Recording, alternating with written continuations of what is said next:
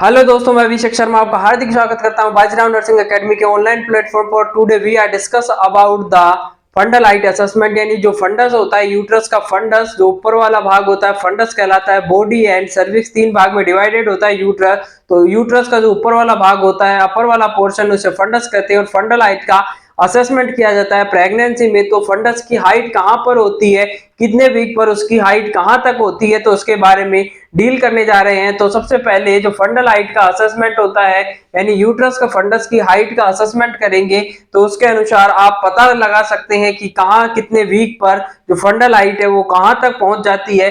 तो इस ये देख लेते हैं, फंडल हाइट का असेसमेंट करते हैं। तो सबसे पहले फंडल हाइट यूट्रस। तो सबसे पहले तो क्या होगा कि जो यूट्रस होता है, यूट्रस किसका पार्ट होता है, पेल्विक कैविटी का पार्ट होता है। लेकिन फर्स्ट टाइम 12 वीक पर यूट्रस होता है वो पेल्विक कैविटी से निकल करके एब्डोमिनल कैविटी का ऑर्गन बन जाता है। यानी कि यूट्रस होगा वो फर्स्ट टाइम कब आएगा, यूट्रस एट 12 वीक पर uterus become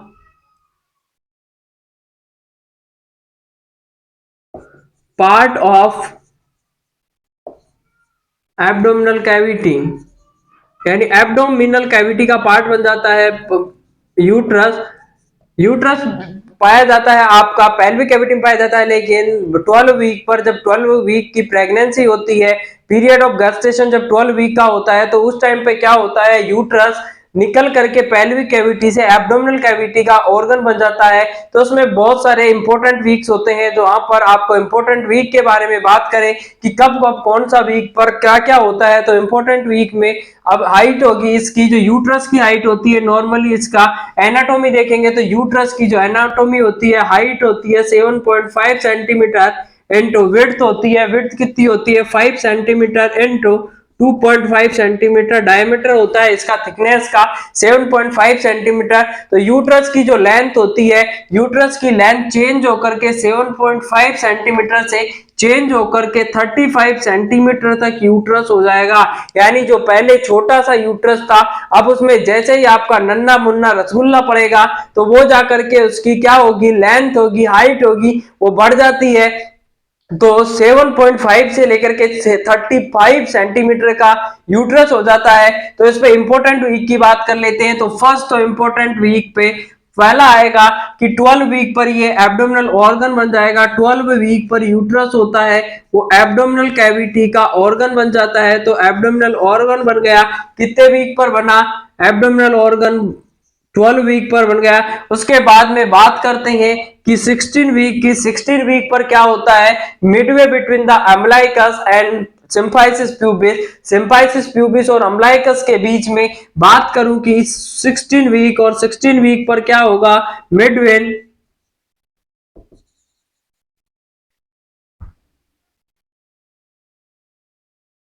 Midway between symphysis pubis and umbilicus. और एग्जाम में बार बार पूछा जाने वाला क्वेश्चन यही होता है कि अब जो धांसू क्वेश्चन निकल करके आएगा, और उस धांसू क्वेश्चन जो कि कई बार एग्जाम में पूछा गया है कि वो कौन सा वीक है जिस पर कि यूट्रस होता है, यूट्रस का फंडस होता है वो अम्बलाइकस के लेवल पर आ जाता है। तो एग्जाम में जब भी क्वेश्चन आएगा तो इसका एग्जैक्ट आंसर होता है कि 22 से लेकर के 24 वीक पर ये अम्बलाइकस के लेवल पर आ जाता है। यानी कि 24 वीक की बात करें, 24 वीक, तो 24 वीक पर क्या होगा, at the level of umbilicus, umbilicus के लेवल पर आ जाता है। 24 वीक पर एम्बलाइकस के लेवल पर आ जाता है। ये एग्जाम में कई बार पूछा हुआ क्वेश्चन है और आगे भी इसकी पूछने की प्रोबेबिलिटी बहुत ज्यादा है कि 24 वीक पर या एम्बलाइकस के लेवल पर यूट्रस कब आ जाता है, तो 24 वीक पर आ जाएगा।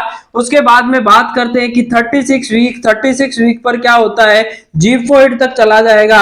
यूट्रस का जो फंडस होता है वो एट जीफोइड लेवल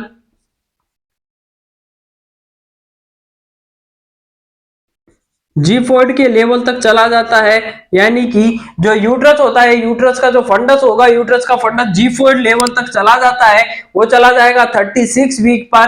तो इसको एक डायग्रामेटिक प्रदर्शन से देखेंगे कि बाद में क्या क्या होता है। इसके बाद में आता है कि लाइटनिंग, एक लाइटनिंग समझ लीजिए, और लाइटनिंग का मतलब होता है, लाइटनिंग की मैं बात करूं, लाइटनिंग, और लाइटनिंग को कहा जाता है welcome sign of pregnancy. Exam में पूछा जाएगा कि वेलकम साइन ऑफ प्रेगनेंसी, यानी जो आपका नन्ना मुन्ना रसगुल्ला आ रहा है उसका वेलकम करने के लिए जो साइन होता है उसे क्या कहते हैं, तो लाइटनिंग के नाम से जाना जाएगा, यानी welcome sign of pregnancy. Pregnancy का जो नन्ना मुन्ना रसगुल्ला आ रहा है आपका, उसका स्वागत करने के लिए आप तैयार हो जाइए। इसका मतलब है कि मदर को रिलैक्स फील होने लग जाता है, रिलैक्सेशन की फीलिंग होती है मदर को, क्योंकि जब डाउनवर्ड डिसेंड होगा, जो आपका बच्चा था, रसगुल्ला था, वो ऊपर चला गया था। ऊपर जाकर के क्या किया था उसने, जीफोइड तक गया। जीफोइड पर जाने के बाद में उसने डायफ्राम को प्रेस किया, और डायफ्राम को प्रेस करने की वजह से माताजी में क्या प्रॉब्लम क्रिएट कर दी, उसने मदर में प्रॉब्लम क्रिएट कर दी, या भाभी जी में प्रॉब्लम क्रिएट कर दी है कि उसको रेस्पिरेटरी प्रॉब्लम आने लग गई है, क्योंकि उसने डायफ्राम को ऊपर की साइड में डाउन, ऊपर की साइड अपवर्ड उसने धक्का मारा है। और जब डाउन अपवर्ड धक्का मारा तो वहां से क्या हुआ,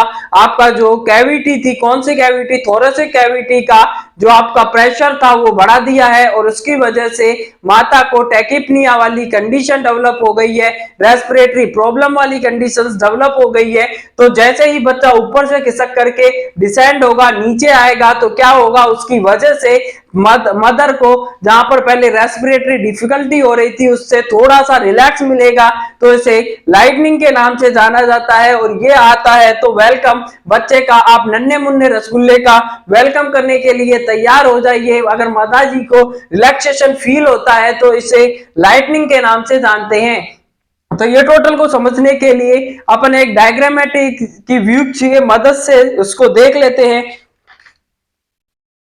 डायग्रामेटिक। और इसमें एक चीज और होती है कि अगर आपको फंडल हाइट का पता करना है और उसको, तो जो फंडल हाइट होती है, फंडल हाइट का असेसमेंट करने के लिए सबसे पहले आप क्या करेंगे, इसका एक कैलकुलेशन वाला मेथड है, उसको भी देख लेते हैं कि कैलकुलेशन में क्या करते हैं कि फंडल हाइट है, और फंडल हाइट होती है वो पीरियड ऑफ गेस्टेशन, यानी जो पीरियड ऑफ गेस्टेशन होता है, यानी जितने वीक की आपकी प्रेगनेंसी होती है, period of gestation, period of gestation यानी जितने महीने का, सॉरी जितने वीक की आपकी प्रेगनेंसी है उसके हिसाब से is equal to week of gestation, यानी कि जो फंडल हाइट होती है, period of gestation is equal to fundal height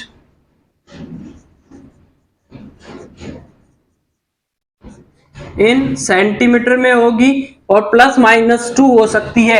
यानी जितने वीक का आपका गेस्टेशन है, जितने वीक का आपका बच्चा है, या पीरियड ऑफ गेस्टेशन होता है, वो फंडल हाइट इन सेंटीमीटर में। अगर मान लीजिए किसी का पीरियड ऑफ गेस्टेशन है वो 20 वीक है, तो उसका जो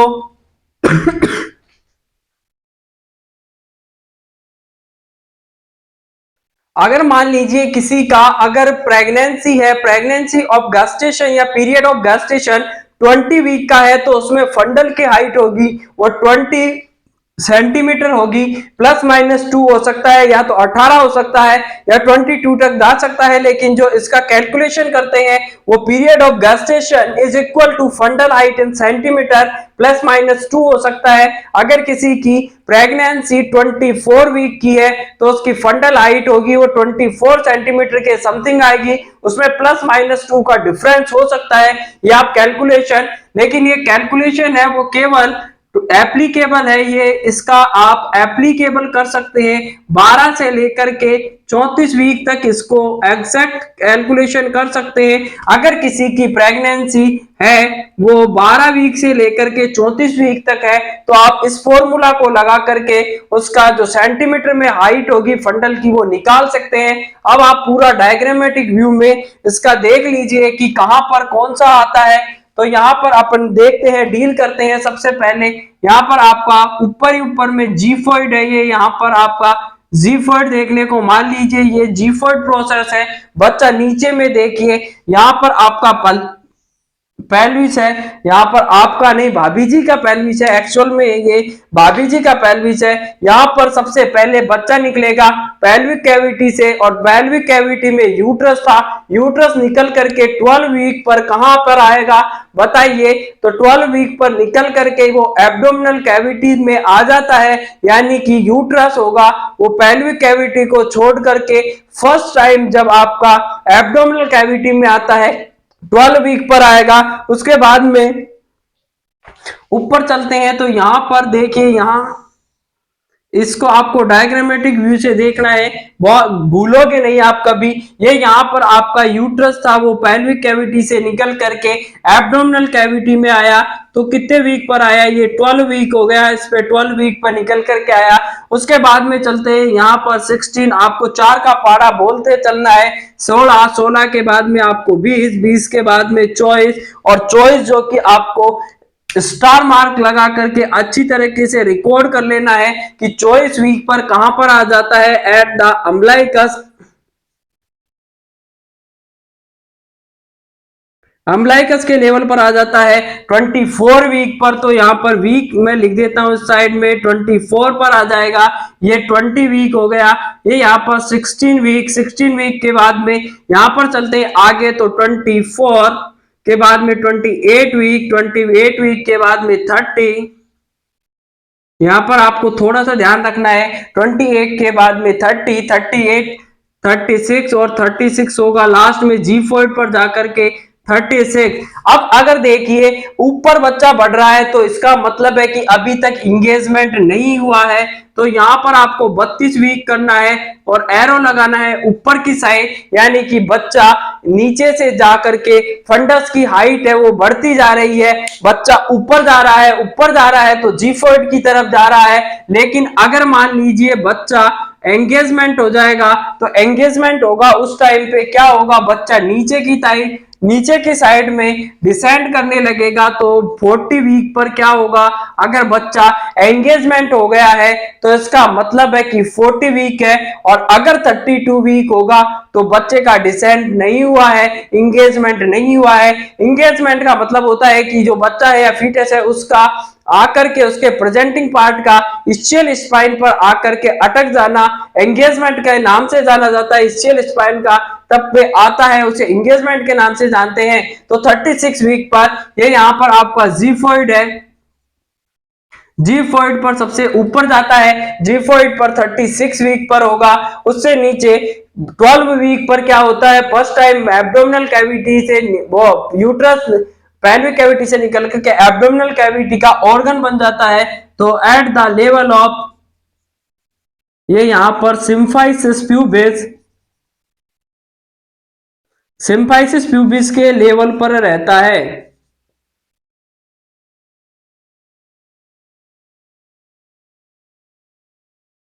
eight the level of symphysis pubis, symphysis pubis के लेवल पर रहेगा 12 वीक पर। 16 वीक पर कहां चला जाएगा, 16 वीक पर चला जाता है कहां पर बताइए, midway between the umbilicus and symphysis pubis. तो यहां पर 16 वीक पर क्या होगा, midway between S symphysis pubis, SP का मतलब है symphysis pubis and umbilicus. 20 week और 20 वीक पर 1/3 एंड 2/3 होगा, 1/3 एंड 2/3। 1/3 का मतलब है 1/3 किससे है, अम्लाइकस से है, जबकि 2/3 है वो सिम्फाइसिस प्यूबिस से है। तो 1/3 from umbilicus and 2/3 from symphysis pubis, SP मतलब सिम्फाइसिस प्यूबिस। 28 वीक की बात करते हैं तो 28 वीक पर कहां पर देखने को मिलेगा, 1/3 of the symphysis, sorry 1/3 of the umbilicus and 2/3 of the, बताइए, 2/3 of the xiphoid and 1/3 of the umbilicus, यानी कि 28 वीक पर, 28 वीक पर क्या होगा, 1/3 एंड 2/3, ये भी आपका 1/3 एंड 2/3 मिलेगा। 1/3 होगा वो अम्लाइकस से होगा, 1/3 फ्रॉम एम्लाइकस एंड 2/3 फ्रॉम जीफॉइड। इसके बाद में 30 वीक, और 30 वीक पर होता है midway between the umbilicus and xiphoid. Midway 30 week पर होता है मिडवे बिटवीन द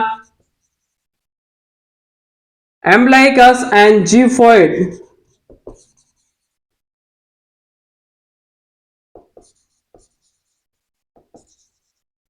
उसके बाद में 32 वीक पर अगर इंगेजमेंट नहीं हुआ है, 32 वीक पर क्या होगा, अगर इंगेजमेंट हो गया है तो 40 वीक होगा और 1/3 होगा। 32 वीक और 40 पर दोनों पर सेम होता है।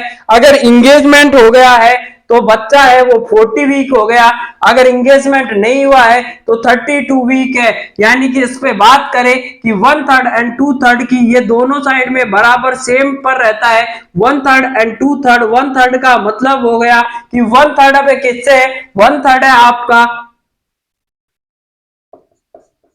1/3 फ्रॉम जीफॉइड एंड 2/3 फ्रॉम एम्बलाइकस। उसके बाद में 36 वीक पर जीफोर्ड प्रोसेस पर पहुंच जाता है। तो इसको वापस से एक बार क्विक रिव्यू कर लेते हैं। अब एक और क्वेश्चन पूछा जाता है कि मल्टी पैरा में और प्राइमरी पैरा में इंगेजमेंट कब कब होता है, यानी कि जो इंगेजमेंट होता है मल्टी पैरा में कब होगा, प्राइमरी पैरा में कब होता है, कब देखने को मिलता है। तो इंगेजमेंट की बात कर लेते हैं।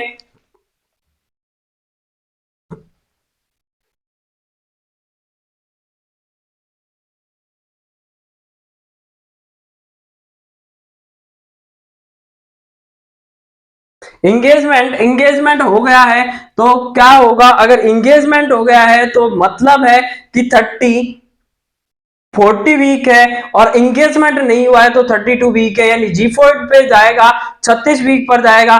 शुरुआत से देखते हैं कि 12 वीक पर क्या होता है। 12 वीक पर जो यूट्रस होता है वो निकल करके आपके पेल्विक कैविटी से निकल करके एब्डोमिनल कैविटी में आने लग जाता है, तो अम्लाइकस के लेवल पर आ जाएगा, यानी कि सिम्फाइसिस प्यूबिस के लेवल पर होता है। 12 वीक पर होगा। 16 वीक पर midway between the symphysis pubis and umbilicus के बीच में आ जाता है। 20 वीक पर 1/3 एंड 2/3 होगा। 1/3 होगा अम्लाइकस से एंड 2/3 होता है सिम्फाइसिस प्यूबिस से।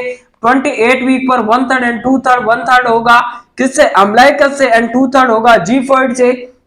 मिडवे बिटवीन द 30 वीक पर मिडवे पे आ जाता है एम्बलाइकस और जीफॉइड पर, जबकि 40 वीक और 32 वीक पर सेम होता है। इंगेजमेंट हो गया है तो क्या होगा, 40 वीक है इंगेजमेंट नहीं हुआ है तो 32 वीक है, तो 1/3 होगा, 2/3 होगा, 1/3 होगा जीफोइड से होगा एंड 2/3 होता है वो आपके अम्लाइकस से होता है। लेकिन बार बार में क्वेश्चन पूछा जाता है कि अम्लाइकस के लेवल पर कितने वीक पर आ जाता है, तो 24 वीक पर एम्बलाइकस के लेवल पर आ जाता है। लेकिन एग्जाम में कभी कभी जो क्वेश्चन होते हैं उसमें वेरीज देखने को मिलता है, यानी जो ऑप्शन होते हैं वो वहां पर 24 नहीं मिलता है कभी कभी, तो वहां पर आपको 20 या 22 मान करके उसका आंसर देना होता है। अगर 20, 22 और 24 में आता है चॉइस देना है, लेकिन अगर चॉइस नहीं आए तो 20 या 22 को आपको आंसर मानना है। लेकिन एक्सेप्ट 24 पर ये किस पे आ जाता है, अम्लाइकस के लेवल पर आ जाता है। बात करें अब इसमें देखते हैं कि प्राइमरी पैरा में जो लाइटनिंग होती है कब कब होगी। तो प्राइमरी पैरा में लाइटनिंग होती है, प्राइमरी पैरा में मसल्स होती है वो मजबूत होती है, इसलिए कब होगा, प्राइमरी पैरा में लाइटनिंग 38 वीक पर होती है। जबकि बात करें मल्टी पैरा में लाइटनिंग होना 36 पर स्टार्ट हो जाता है, क्योंकि इसकी जो मसल्स होती है यूट्रस की वो सॉफ्ट हो चुकी है, और जहां पर तेज होता है, जहां पर मजबूती होती है, वो कभी भी उसको विश्वास होता है कभी भी धक्का मार करके बच्चे को, रसगुल्ले को बाहर फेंक देगी, तो वो वाली कंडीशन होती है। लेकिन जो बार बार में प्रेग्नेंट हो रही है, यूट्रस की जो मसल्स होती है, यूट्रस के लिगामेंट होते हैं उनमें खिंचाव आ गया है, और खिंचाव आने की वजह से क्या हो गया है, वो ढीले पड़ चुके हैं। तो उस स्थिति में या मल्टी पैरा वाली कंडीशंस में जो लाइटनिंग होना स्टार्ट हो जाती है 36 वीक पर होगी, लेकिन प्राइमरी पैरा में 38 वीक पर लाइटनिंग स्टार्ट हो जाती है। तो ये वाला जो चैप्टर है वो आपको अच्छी तरीके से, आई होप, मैं ऐसी उम्मीद करता हूं कि ये क्वेश्चन, ये जो क्वेश्चन है इसमें से जो भी क्वेश्चन आएगा यहाँ से, इस टॉपिक से, वो आसानी से आप डील कर सकते हैं। हल कर सकते हैं। तो मैं ऐसी उम्मीद करता हूं कि अगर आपको वीडियो पसंद आया तो लाइक शेयर एंड सब्सक्राइब जरूर करें, बेल आइकन को प्रेस करें और चैनल को, हमारे टेलीग्राम चैनल को भी सब्सक्राइब कर ले। धन्यवाद। जय हिंद, जय भारत।